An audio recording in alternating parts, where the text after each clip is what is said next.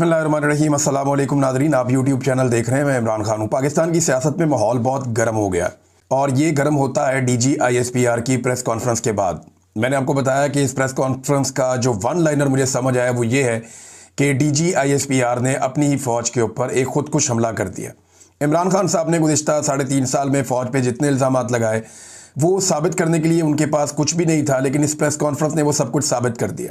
मेरे ख्याल में इससे बड़ी इमरान खान की कामयाबी और कोई हो नहीं सकती। लेकिन 9 मई को क्या हुआ था 2023 में? हुआ ये था कि पाकिस्तान की मिलिट्री एस्टेब्लिशमेंट इमरान खान साहब को घेर घार के अपने मैदान में ले गई थी। यानी जो एहतजाज हुआ उसको जिस किस्म का रंग दे दिया गया, बाद में जो कुछ किया गया, मिलिट्री एस्टेब्लिशमेंट इमरान खान को अपने मैदान में यानी ताकत के मैदान में ले गई थी, सियासत के मैदान से घसीटते हुए।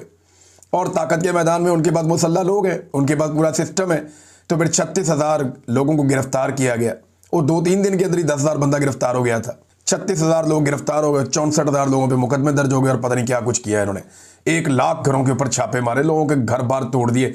ये लोगों के घरों में घुसते थे, उनके घरों के जो कमोड्स हैं वो तक तोड़ देते थे, बेसन तक तोड़ देते थे। इन्होंने फर्नीचर तोड़ दिए, गाड़ियां, मोटरसाइकिलें, टीवी, हर चीज़ तोड़ दी लोगों के घरों की। कहां से कहां धकेल दिया पाकिस्तानियों को। वो नफरत हमेशा रहेगी एस्टेब्लिशमेंट के साथ, ये उससे भाग नहीं सकेगी। ये जो इस मरतबा हुआ, इमरान खान जेल में बैठकर मिलिट्री एस्टेब्लिशमेंट को वापस घसीट के अपने मैदान में ले आया। सियासत का मैदान इमरान खान है। इससे पहले जो मिलिट्री एस्टेब्लिशमेंट है वो ताकत के मैदान में इमरान खान साहब को ले गई थी। अब इमरान खान वापस घसीट के सियासत के मैदान में मिलिट्री एस्टेब्लिशमेंट को ले आया। ये उसका मैदान है। यहाँ पे DGISPR ने बहुत बड़ी बड़ी गलतियां कर दी और इन गलतियों को अगर एक लाइन में बयान किया जाए तो वो ये है कि DGISPR साहब ने अपनी फौज पे खुदकुश हमला कर दिया। पाकिस्तान तहरीक इंसाफ जिसकी कुछ हवा कम हुई थी, या पाकिस्तान तहरीक इंसाफ जो मोमेंटम नहीं बना पा रही थी, DG साहब ने कमाल मोमेंटम बनाया। हमने बड़े अरसे के बाद वो मनाजिर देखे जो पहले दिखाई नहीं दे रहे थे। यानी पेशावर वाले जलसे में जिस तरह लोग निकल कर आए और जिस तरीके से वो जलसागाह भरी है और जैसे वहां पे लोग आसपास इर्द गिर्द मौजूद थे, जो रिपोर्टर वहां से रिपोर्ट कर रहे हैं, जिन लोगों से मैंने बात की, बहुत सारे हमारे ऐसे जर्नलिस्ट हैं जिनका कहीं पे झुकाव भी नहीं है। हमें तो मार मार के इन्होंने एक तरफ खड़ा कर दिया ना, लेकिन बहुत सारे हमारे जर्नलिस्ट हैं जिनका कोई झुकाव ही नहीं है। वो जर्नलिस्ट अपने मुंह से चिल्ला चिल्ला कर कह रहे हैं कि जनाब ये कमाल हो गया। अवाम के अंदर बहुत गम और गुस्सा है, बड़े जोश और जज्बे के साथ बहुत बड़ी तादाद में लोग निकल कर आ गए हैं। अब लोग निकल कर आए हैं, वहां पे जो तकारीर हुई वो तो एक अलग बात है, लेकिन यहां पे सीखने के लिए कुछ है कि पाकिस्तान तहरीक इंसाफ कितनी मेच्योर हो गई है लड़ाई लड़ते लड़ते, कि तहरीक इंसाफ ने DGISPR को गाली का जवाब गाली से यहां भी नहीं दिया। एक दिन पहले भी गाली का जवाब गाली से नहीं दिया, यहां भी नहीं दिया। लेकिन पब्लिक को तो नहीं रोक सकता ना कोई, पब्लिक के मुंह पे हाथ नहीं रख सकता। जब भी कोई ऐसी बात होती थी तो पब्लिक वही बोल रही थी जो DG साहब बोल रहे थे। अब लोग बड़ों से सीखते हैं। DGISPR ने जो लफ्ज इस्तेमाल किया पूरे जलसे के अंदर लोग उसी लफ्ज से मुखातिब कर रहे थे। ये बड़ा नामुनासिब है जो DG साहब ने काम किया और लोगों को सिखाया।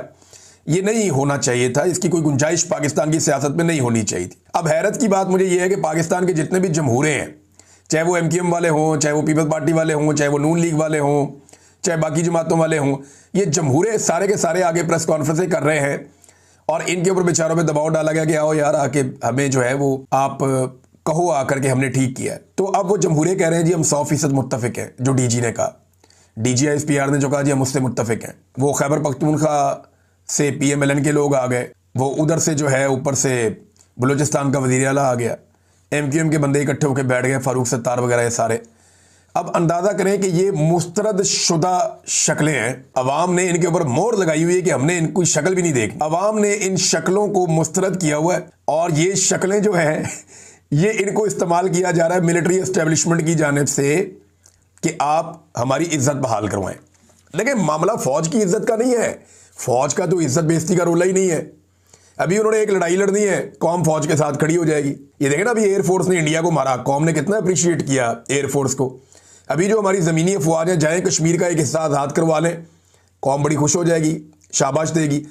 लेकिन जो गुंजाइश नहीं निकल रही ना, वो मिलिट्री एस्टेब्लिशमेंट के बारे में नहीं निकल रही, जो बड़े जरनैल है या क़यादत है, जो पॉलिसी बना रहे हैं बिला वजह। हालांकि कायदे-ए-आज़म मोहम्मद अली जिन्ना ने इन्हें मना किया था कि तुमने पॉलिसी नहीं बनानी, इनकी खोपड़ी में बात घुसती नहीं है। और भाई कायदे-ए-आज़म ने आप लोगों को समझाया कि आप लोगों ने पॉलिसी नहीं बनानी, ये हमने आपको ड्यूटी नहीं दी, ये जिम्मेदारी आपने बिला वजह नहीं उठानी, आपने आराम से बैठना है और हुक्म का इंतजार करना है। जो आपका सिविलियन हाकिम आपको हुक्म देगा आप उसको बजा लाएंगे, बस आपने इतना काम करना है।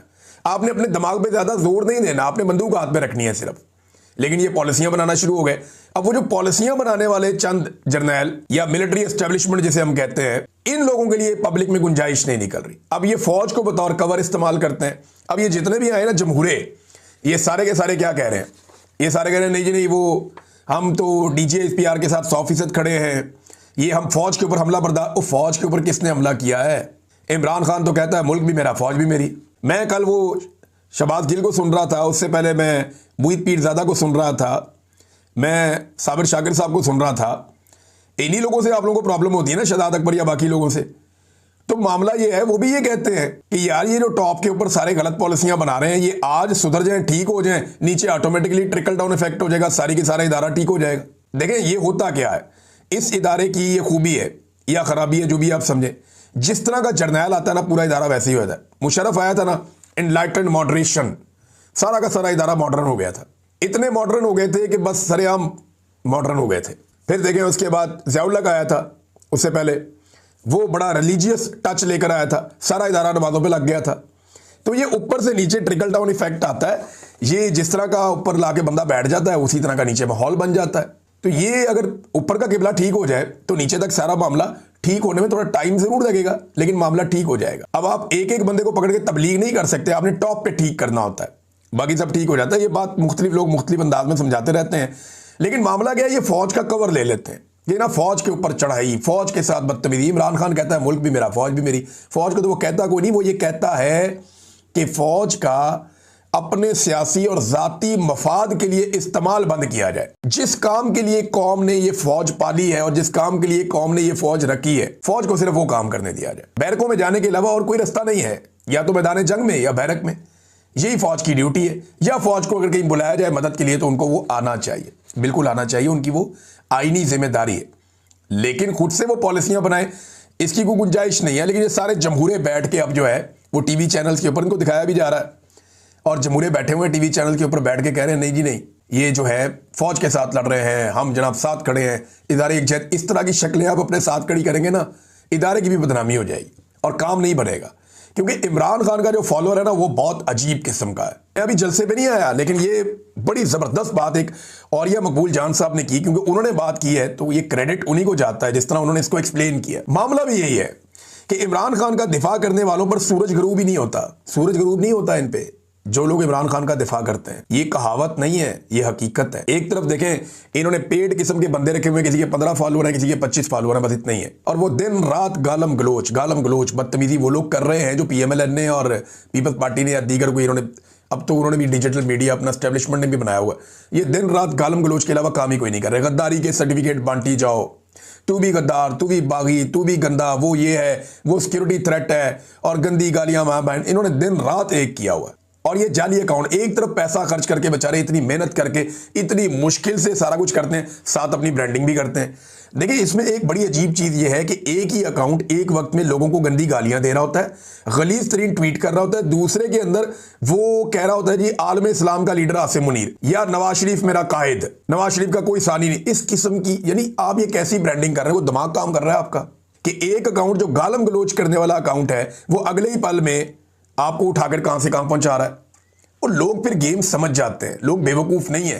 हर आदमी डिजिटल मीडिया को समझता है, ये बहुत आसान मीडियम है, मुश्किल नहीं है। इन्होंने जब इसको डिजाइन किया तो इस तरह डिजाइन किया ताकि हर आम आदमी को समझ आ जाए, चाहे वो ट्विटर है, चाहे वो फेसबुक है, चाहे वो यूट्यूब है, चाहे वो इंस्टाग्राम है। ये बड़ा सिंप्लीफाई करके इनको डिजाइन किया गया।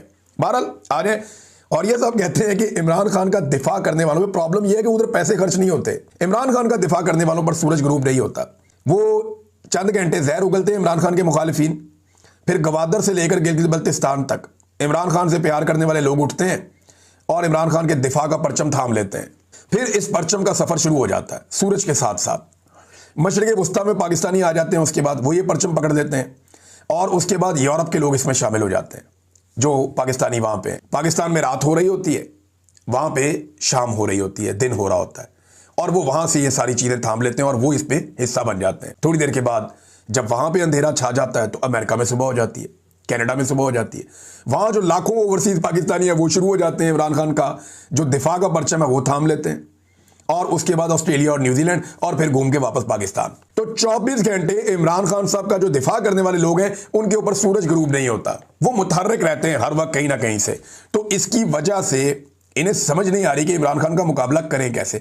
अरबों रुपया खर्च करने के बावजूद ये अब तक इमरान खान साहब के बयानिए का तोड़ नहीं निकाल सके। और अब इस तरह की शक्लें ये जो मुस्तरद की हुई हैं पब्लिक ने, उन्हें ला ला कर बिठाया जा रहा है और कोशिश किया जा रहा है कि कुछ ना कुछ हो। अच्छा, पाकिस्तान तहरीक इंसाफ ने बड़ी मैच्योरिटी का सबूत दिया। डीजी ISPR अहमद शरीफ साहब की गाली के जवाब में उन्होंने गाली नहीं दी। मैं सोशल मीडिया की बात नहीं कर रहा, मैं तहरीक इंसाफ की जो पॉलिटिकल क़यादत जिन्होंने कल एक प्रेस कॉन्फ्रेंस की थी और जिन्होंने आज एक जलसा किया, मैं उनकी बात कर रहा हूं। अब यहां देखें, जो सुहेल आफरीदी ने डीजी ISPR को मुखातिब किया, उन्होंने कहा डीजी ISPR ने मेरे बारे में गलत अल्फाज का इस्तेमाल किया, मैं कबायली हूं, ऐसी तरबियत नहीं कि गालियां दूं। डीजी ISPR और जाली सेनेटर और वज़रा में फ़र्क होना चाहिए, यानी एक जाली सेनेटर में और एक डीजी ISPR में फ़र्क तो होना चाहिए। जाली वज़रा के अंदर और डीजी ISPR में फ़र्क तो होना चाहिए। फिर गवादर से लेकर गिलगित बल्तिस्तान तक इमरान खान से प्यार करने वाले लोग उठते हैं और इमरान खान के दिफा का परचम थाम लेते हैं। फिर इस परचम का सफ़र शुरू हो जाता है सूरज के साथ साथ। मशरिक़ वस्ता में पाकिस्तानी आ जाते हैं, उसके बाद वो ये परचम पकड़ लेते हैं और उसके बाद यूरोप के लोग इसमें शामिल हो जाते हैं जो पाकिस्तानी वहाँ पे हैं। पाकिस्तान में रात हो रही होती है, वहाँ पे शाम हो रही होती है, दिन हो रहा होता है, और वो वहाँ से ये सारी चीज़ें थाम लेते हैं और वो इस पे हिस्सा बन जाते हैं। थोड़ी देर के बाद जब वहाँ पे अंधेरा छा जाता है तो अमेरिका में सुबह हो जाती है, कनाडा में सुबह हो जाती है। वहाँ जो लाखों ओवरसीज़ पाकिस्तानी है वो शुरू हो जाते हैं, इमरान खान का जो दिफा का परचम है वो थाम लेते हैं, और उसके बाद ऑस्ट्रेलिया और न्यूजीलैंड और फिर घूम के वापस पाकिस्तान। तो 24 घंटे इमरान खान साहब का जो दिफा करने वाले लोग हैं उनके ऊपर सूरज ग्रूब नहीं होता, वो मुतहर्रिक रहते हैं हर वक्त कहीं ना कहीं से। तो इसकी वजह से इन्हें समझ नहीं आ रही कि इमरान खान का मुकाबला करें कैसे। अरबों रुपया खर्च करने के बावजूद ये अब तक इमरान खान साहब के बयानिए का तोड़ नहीं निकाल सके। और अब इस तरह की शक्लें ये जो मुस्तरद की हुई हैं पब्लिक ने, उन्हें ला ला कर बिठाया जा रहा है और कोशिश किया जा रहा है कि कुछ ना कुछ हो। अच्छा, पाकिस्तान तहरीक इंसाफ ने बड़ी मैच्योरिटी का सबूत दिया। डीजी ISPR अहमद शरीफ साहब की गाली के जवाब में उन्होंने गाली नहीं दी। मैं सोशल मीडिया की बात नहीं कर रहा, मैं तहरीक इंसाफ की जो पॉलिटिकल क़यादत जिन्होंने कल एक प्रेस कॉन्फ्रेंस की थी और जिन्होंने आज एक जलसा, मैं उनकी बात कर रहा हूं। अब यहां देखें, जो सुहेल आफरीदी ने डीजी ISPR को मुखातिब किया, उन्होंने कहा डीजी ISPR ने मेरे बारे में गलत अल्फाज का इस्तेमाल किया, मैं कबायली हूं, ऐसी तरबियत नहीं कि गालियां दूं। डीजी ISPR और जाली सेनेटर और वज़रा में फ़र्क होना चाहिए, यानी एक जाली सेनेटर में और एक डीजी ISPR में फ़र्क तो होना चाहिए। जाली वज़रा के अंदर और डीजी ISPR में फ़र्क तो होना चाहिए। फिर उन्होंने बाद में इमरान खान के बारे में डीजी ISPR को कहा कि आप नाम क्यों नहीं लेते, नाम लेना इसका उसका, ऐसे क्यों बोलते हैं आप, नाम लें उसका, इमरान अहमद खान न्याजी, और ये नाम हमेशा याद रखना। ये भी सुहेल आफरीदी ने कहा। बड़ी लंबी उन्होंने तकरीर की। मैं एक और चीज़ देख रहा था, मुझे हैरत भी हो रही थी कि जब वो सुहेल आफरीदी ने कहा कि मैं 100 अरब रुपया खर्च करने जा रहा हूं पेशावर के ऊपर, पेशावर से आए हुए थे ना सारे लोग और बहुत बड़ा जलसा था, मैं 100 अरब रुपया खर्च करने जा रहा हूं पेशावर पे, लोगों के अंदर मैंने जोशो खरोशी नहीं देखा। मैं ये देख रहा हूं जब भी वो तरक्याती मनसूबों की बात करते हैं, वो दीगर चीज़ों की बात करते हैं, लोगों को जोश नहीं आता, लोग उसके ऊपर रिस्पॉन्ड नहीं करते। लोगों को पता है इनकी जिम्मेदारी ये काम इन्होंने करना ही करना है, ये जो बजट अब इन्हें देते हैं इसके साथ इन्होंने पब्लिक का काम करना है। लेकिन असल प्रॉब्लम क्या, जो एस्टेब्लिशमेंट का भी प्रॉब्लम है, जब वो इमरान खान का नाम जलसे में लेते हैं पूरा जलसा गर्म हो जाता है। पठानों की सुई वहीं अटकी हुई है अभी तक। अली अमीन गंडापुर साहब जहां पे लाशें छोड़कर आए थे ना, जख्मी छोड़कर आए थे डी चौक में, पठान अभी तक वहीं फंसे हुए हैं। वो जब भी कोई जलसा होता है, कोई इवेंट होता है, वो बार बार कहते हैं कि डी चौक डी चौक डी चौक, सुई वहीं पे अड़ी हुई है कि डी चौक जाना है। ये तो फिर खौफजदा नहीं हो रहे लोग तो मौत को गले लगाना चाहते हैं, ऐसे लगता है। लोग तो मौत का खेल खेलना चाहते हैं, वो तो ये चाहते हैं कि वो फिर चले जाए। तो लीडरशिप उन्हें रोक रही है। फर्ज करिए लीडरशिप ना हो, कल को आप गवर्नर राज लगा दें खैबर पख्तूनख्वा में, तो फिर इन लोगों को रोकने वाला कौन होगा? अगर लीडरशिप ना रही, खुदा ना खास्ता अगर इमरान खान को कुछ हो जाता है तो लोग जवाब किससे लेंगे? पाकिस्तान की एस्टेब्लिशमेंट ने साबित कर दिया कि हम ही इमरान खान के दुश्मन हैं। जितनी नफरत अपने मुंह से निकाली डीजी ISPR साहब ने, उससे साबित हो गया कि इमरान खान का दुश्मन कौन है या इमरान खान के साथ बुरा कौन कर रहा है। अगर इमरान खान को कुछ हो गया तो ये फंसेंगे भी यही लोग। पाकिस्तान की मिलिट्री एस्टेब्लिशमेंट के ऊपर ये इल्जाम आएगा। इमरान खान साहब ने एक दफा नहीं 100 दफा ये कहा है कि अगर मुझे कुछ हो गया या मेरी बीवी को कुछ हो गया तो इसके लिए जिम्मेदार आसिम मुनीर साहब होंगे। ये वो कई दफा कह चुके हैं फील्ड मार्शल के बारे में। तो लोग तरक्याती मनसूबों के ऊपर इतना रोला नहीं डालते, लोग जिद करते हैं डी चौक जाने की। इमरान खान का नाम आता है या ऑपरेशन का नाम आता है या ड्रोन का नाम आता है तो लोग चार्ज हो जाते हैं, लोग रोला डाल देते हैं। तो ये लोग किस तरफ जा रहे हैं ये आप देख लें। और 2 जलसे हुए हैं एस्टेब्लिशमेंट के लिए ना, इसमें सीखने के लिए बहुत कुछ है। एक गुजरावाला में जलसा हुआ जिसमें वजीर आला और वजीर आजम दोनों थे, यानी टॉप लोग थे पीएमएलएन के। और गुजरावाला एक दौर में पीएमएलएन का सबसे मजबूत गढ़ था। पीएमएलएन की लाहौर में ताकत जो है ना वो तीसरे चौथे नंबर पे आती थी। पीएमएलएन की जो असल ताकत थी वो फैसलाबाद और गुजरावाला में थी। फैसलाबाद तो इनके हाथ से सारा का सारा निकल गया। अब गुजरावाला जो इनकी एक बहुत बड़ी ताकत थी पीएमएलएन की, जिस वक्त नवाज शरीफ बहुत बुरे हालात में होता है तो हर मर्तबा गुजरावाला का रुख करता है। तो गुजरावाला के अंदर पीएमएलएन जलसा करती है और खाली कुर्सियां, आधी से ज्यादा खाली कुर्सियां, और मरियम नवाज की तकरीर हो रही है और लोग जलसा का छोड़ कर जा रहे हैं। वजीर आजम को कौन सुनता है, वजीर आला को कौन सुनता है? लोग मुंह ही नहीं लगा रहे। पता नहीं कहां से पकड़ के लोगों को लाया हुआ था, उन्हें लगा लेट हो गए, चलो निकलो बस टाइम हो गया चलिए। लोग ड्यूटी पूरी करके जा रहे हैं और जिससे पूछो उस जलसे के अंदर भी वो कहते हैं वोट तो इमरान खान का है, इधर तो हमें लेकर आए।